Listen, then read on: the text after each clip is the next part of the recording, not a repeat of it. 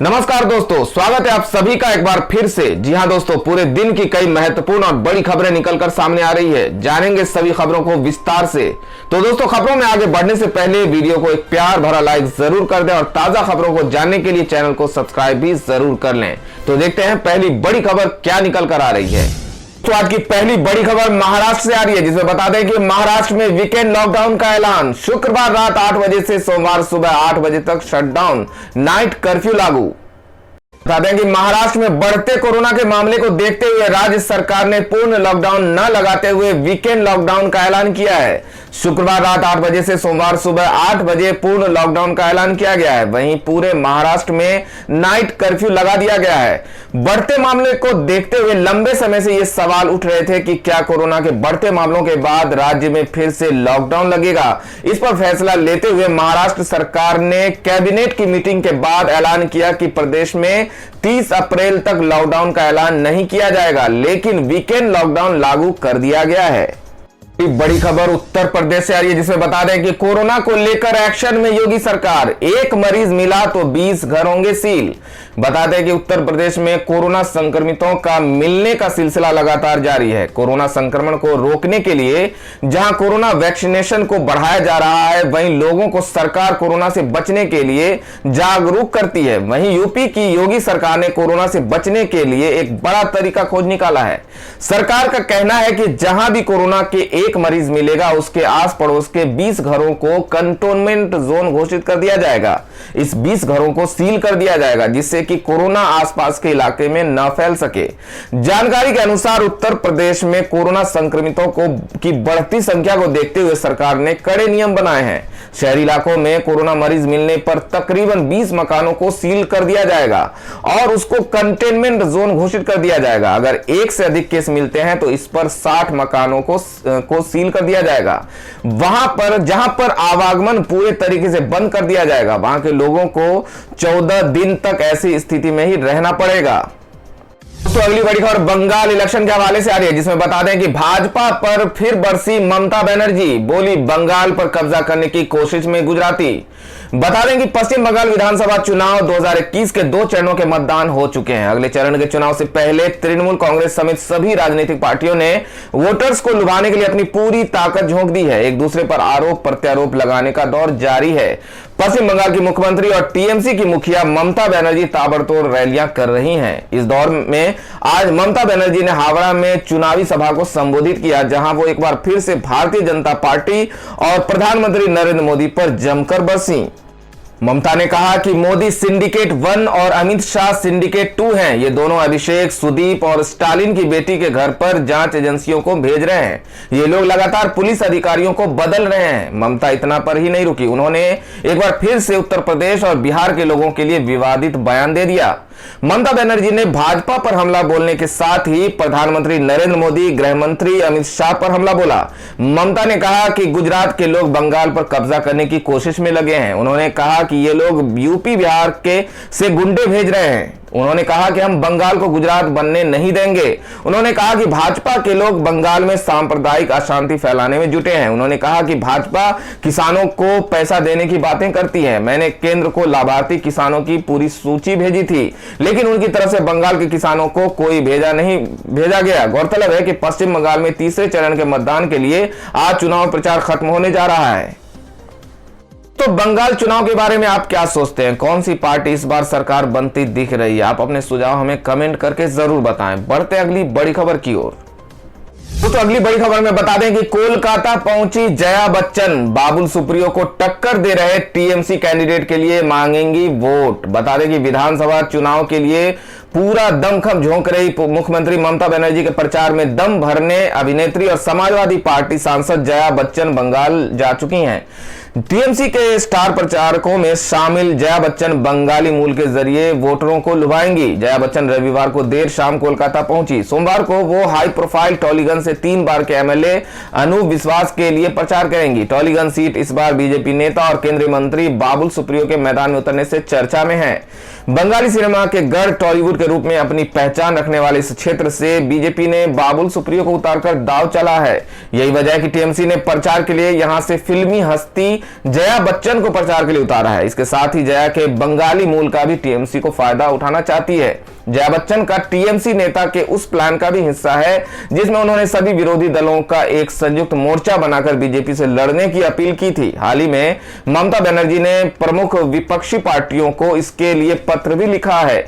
जया बच्चन के कोलकाता पहुंचने के पीछे सपा मुखिया अखिलेश यादव के पिछले महीने दिए बयान से भी जोड़कर देखा जा रहा है, जिसमें उन्होंने कहा था कि उनकी पार्टी टीएमसी के लिए चुनाव प्रचार करेगी। सपा मुखिया ने कहा था कि बीजेपी बंगाल में नफरत की राजनीति कर रही है और उनकी पार्टी से नहीं होने देगी। तो अगली बड़ी खबर निकल के आ रही है, जिसमें बता दें कि जींद किसान महापंचायत में शामिल हुए सीएम केजरीवाल। कहा केंद्र ने दी थी सत्ता छीनने की धमकी।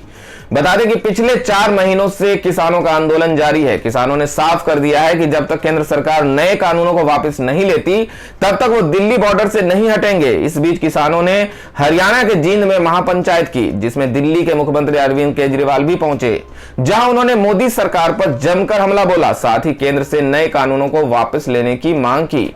बता दें कि सीएम केजरीवाल ने कहा कि इस किसान आंदोलन के दौरान 300 लोगों ने बलिदान दिया, हम उनको सलाम करते हैं। यह हमारी जिम्मेदारी है कि उनका बलिदान व्यर्थ न जाए। बीजेपी के नेतृत्व वाली केंद्र सरकार ने दिल्ली के 9 स्टेडियम को जेल में बदल दिया और उसमें किसानों को बंद करने की साजिश रची, लेकिन हम भाग्यशाली थे। स्टेडियम को जेल में बदलने की शक्तियां हमारे पास थी, जिस वजह से केंद्र सरकार कामयाब नहीं हो पाई। केंद्र ने मुझे एक फाइल भेजी और यह कहते हुए मुझ पर दबाव डालना शुरू कर दिया कि कानून और व्यवस्था का मुद्दा होगा। सीएम केजरीवाल ने आरोप लगाते हुए कहा कि केंद्र ने मुझसे सत्ता को छीन लेने की धमकी दी, लेकिन मैंने उनकी बात नहीं सुनी और फाइल को अस्वीकार कर दिया। बाद में उन्होंने मेरी सरकार को दंडित करने के लिए संसद में एक विधेयक पेश किया। किसान आंदोलन का समर्थन करने के लिए हमें विरोध का सामना करना पड़ा। वे निर्वाचित सरकार के बजाय एलजी के हाथों में बिल पास करके और सत्ता सौंपकर हमें दंडित कर रहे हैं। केजरीवाल द्वारा केंद्र पर लगाए गए आरोप, जिसमें उपराज्यपाल को ज्यादा शक्तियां दे दी गई है, इस बारे में आप क्या सोचते हैं, हमें कमेंट करके जरूर बताएं। अगली बड़ी खबर निकल के आ रही है, शुभेंदु अधिकारी का संगीन आरोप, ममता दीदी के भतीजे को रिश्वत में मिले 900 करोड़।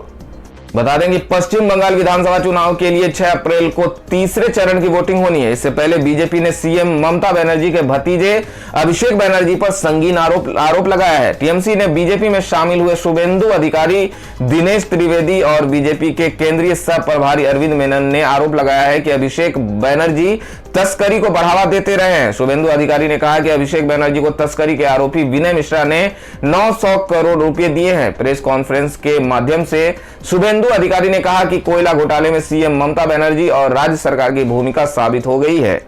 बीजेपी की तरफ से एक ऑडियो टेप का भी उल्लेख किया गया है। इस ऑडियो टेप में कथित रूप तौर पर घूस लेने की बात की जा रही है। इसके साथ ही शुभेंदु अधिकारी ने ममता बनर्जी पर प्रत्याशी को गलत तरीके से रुपए भेजने का इल्जाम भी लगाया है। उन्होंने आरोप लगाया है कि टीएमसी ने इस बार चुनाव में प्रत्याशियों को जो गैर आधिकारिक रुपये भेजे हैं, उसके सारे आंकड़े हमारे पास हैं और सही समय पर हम उन सब का खुलासा करेंगे। आपको बता दें कि रविवार को ही प्रवर्तन निदेशालय ने कोयला तस्करी घोटाला मामले में बांकुरा के इंस्पेक्टर इंचार्ज अशोक मिश्रा को गिरफ्तार किया है।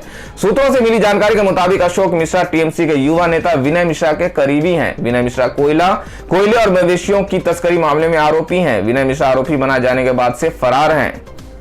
अगली बड़ी खबर में बता दें कि फिर दिखा पिछले साल जैसा मंजर। महाराष्ट्र में वीकेंड लॉकडाउन के बाद घर लौटने लगे प्रवासी श्रमिक।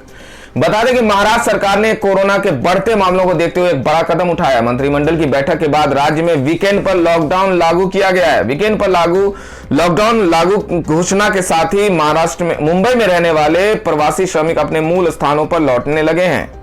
न्यूज एजेंसी एएनआई से बातचीत करते हुए एक प्रवासी श्रमिक ने कहा कि हमें डर है कि फिर लॉकडाउन लगेगा। उन्होंने कहा, जब से हम बाहर गए तब से हमारे परिजन चिंतित हैं, हमारी आय भी प्रभावित हुई है, इसीलिए हम लौट रहे हैं। बता दें कि महाराष्ट्र में मुंबई, पुणे और नागपुर सहित कई जिलों में कोरोना के मामले लगातार बढ़ रहे हैं। सीएम उद्धव ठाकरे कुछ दिनों पहले ही लॉकडाउन के संकेत दे चुके हैं। वीकेंड पर लॉकडाउन की घोषणा के साथ ही रेलवे स्टेशनों और बस स्टैंड पर लोगों की भीड़ उमड़ पड़ी है। उनमें ज्यादातर लोग शहर में रहने से के खौफ में हैं। कोरोना के शुरुआती दौर में नौकरी और दिहाड़ी मजदूर न मिल पाने के कारण पिछले साल ही लाखों प्रवासी श्रमिक फिर से काम पर वापस लौटे थे। धीरे धीरे प्रवासी श्रमिकों का जिंदगी ट्रैक पर आ रही थी कि स्थिति फिर से वहीं आ गई है। कोरोना महामारी को रोकने के लिए सरकार द्वारा लगाए गए लॉकडाउन से आप कितना सहमत हैं? आप क्या सोचते हैं इस बारे में हमें कमेंट करके जरूर बताएं। बढ़ते हैं अगले बड़ी खबर की ओर। दोस्तों, खबरों में आगे बढ़ने से पहले जान लेते हैं आज के माइंड क्विज के सवाल को। आज का सवाल है, आपको बताना है कि छत्तीसगढ़ के मुख्यमंत्री का क्या नाम है। सही जवाब देकर के आप जीत सकते हैं एक शानदार उपहार। तो बढ़ते हैं अगली बड़ी खबर की ओर।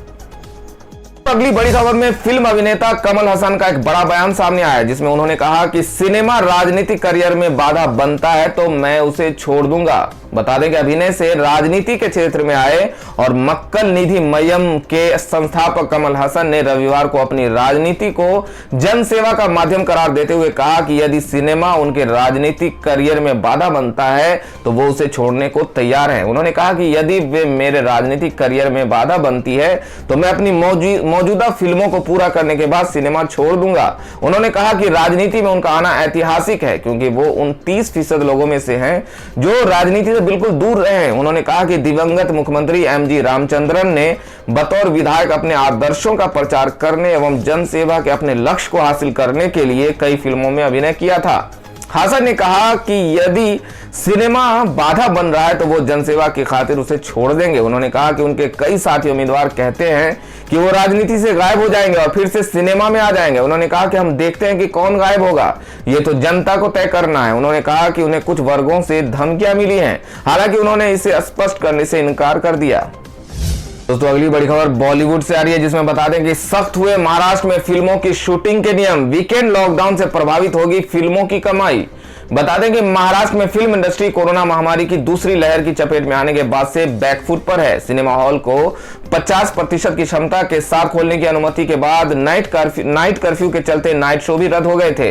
इसके अलावा एक और समस्या है जो बॉलीवुड को और पीछे ढकेल रही है। अब वीकेंड पर लॉकडाउन का ऐलान हुआ है, जो शुक्रवार रात 8 बजे से शुरू होकर सोमवार सुबह 7 बजे तक चलेगा। उससे उन फिल्मों की कमाई पर असर पड़ेगा जो वीकेंड में ज्यादा कमाई की आस लगाए बैठे हैं।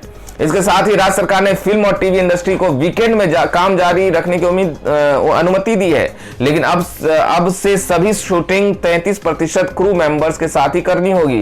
फिल्म की टीम को मास्क पहनना होगा और सामाजिक दूरी का पालन करना होगा। एक मीडिया रिपोर्ट्स के अनुसार महाराष्ट्र के मुख्यमंत्री उद्धव ठाकरे ने फिल्म इंडस्ट्री के लोगों के साथ एक वर्चुअल मीटिंग की थी। सीएम ने फिल्म इंडस्ट्री के लोगों को बड़े सीन्स की शूटिंग करने से बचने के लिए कहा था, जिनमें काफी संख्या में डांसर और जूनियर आर्टिस्टों की जरूरत पड़ती है। दोस्तों, खबरों में आगे बढ़ने से पहले आपको याद दिला दें कि अगर आपने हमारे चैनल को अभी तक सब्सक्राइब नहीं किया है तो सब्सक्राइब कर लें और बेल के बटन को भी जरूर प्रेस कर दें। तो बढ़ते हैं अगली बड़ी खबर की ओर। अगली बड़ी खबर में बता दें कि अक्षय कुमार के बाद अब गोविंदा भी कोरोना पॉजिटिव। बॉलीवुड हस्तियां लगातार हो रही है संक्रमित। सचिन तेंदुलकर से लेकर आलिया भट्ट तक दर्जनों हस्तियां कोरोना संक्रमित। क्रिकेट बॉलीवुड पर छाया कोविड का साया। बता दें कि देश में बढ़ते कोरोना के मामले के बीच अब बॉलीवुड पर भी कोरोना का साया मंडरा रहा है। बॉलीवुड एक्टर अक्षय कुमार के बाद अब गोविंदा भी कोरोना पॉजिटिव हो गए हैं।